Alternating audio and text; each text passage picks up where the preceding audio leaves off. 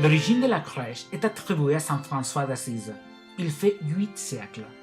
Ce saint est connu par être le précurseur du dialogue interreligieux et maintenant il est un symbole de la pauvreté. En la ville de Noël de 1223, François d'Assise voulait offrir une vision plastique du mystère qu'il était célébrant. On dit qu'il s'est habillé de diacre et il s'est emporté une vache et un bœuf, les deux réels, dans l'église. Alors, il a commencé à chanter l'évangile.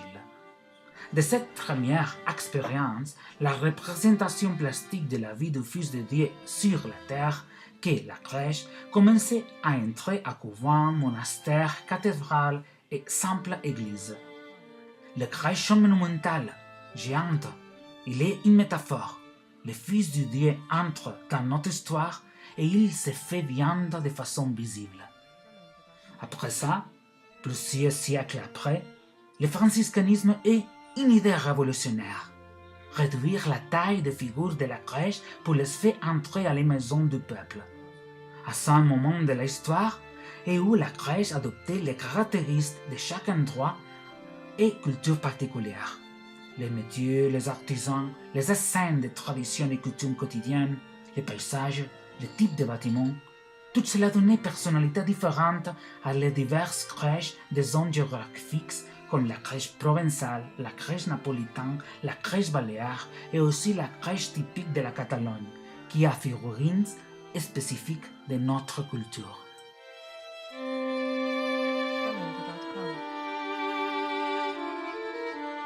En Catalogne, quand il manque 1 ou 2 semaines pour le Noël, on fait une crèche dans chaque maison. C'est une tradition religieuse chrétienne qui est devenue une manifestation culturelle de notre pays. La crèche est une recréation de la naissance du Christ, mais adaptée à la géographie et à l'ethnographie catalane. On y trouve des montagnes vertes, avec ses sommets enneigés. Cachées entre les sapins, de petites maisons dont les chemins qui arrivent est aussi enneigé. Il est possible d'y trouver un troupeau d'agneaux, surveillés pour son berger. Il ne peut pas manquer la rivière et les ponts pour la traverser. Sur ces ponts, une femme qui porte un panier plein de quelques légumes. Sous les ponts et nageant dans la rivière, un troupeau de canards, grands et petits. Un côté, une femme qui fait la lessive. Souvent, on y trouve aussi un puits et un homme qui porte une grosse bague d'eau. Mais la chose la plus importante de la crèche est la grotte où l'enfant Jésus est né. On peut utiliser une écorce de chêne ou de n'importe quel arbre pour la faire. Dedans, il y a l'enfant avec sa mère, la Vierge, son père, Saint Joseph, un bœuf et une mule. Sous la grotte, un âne, pour faire savoir au berger et à tout le monde que c'est là où l'enfant est né. Devant, il y a les 3 rois qui ont été guidés par une étoile jusqu'à la grotte.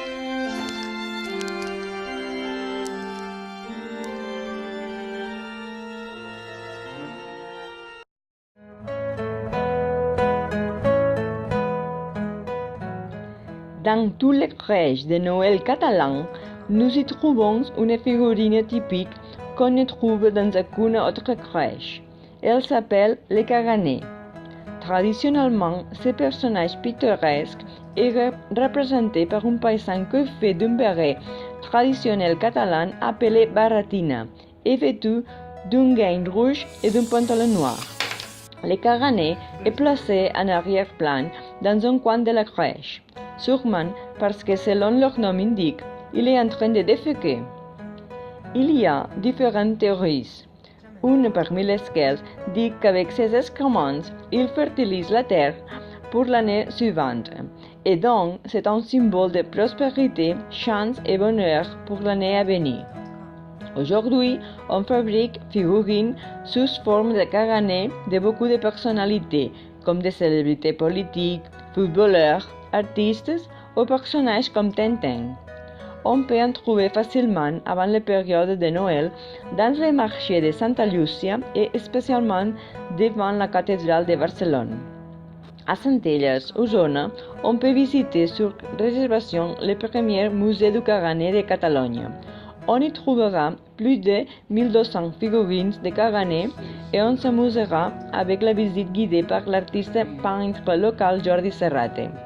Il fait partie de l'association des Amis des Caranets et chaque année, il distribue des prix Caranet de l'an.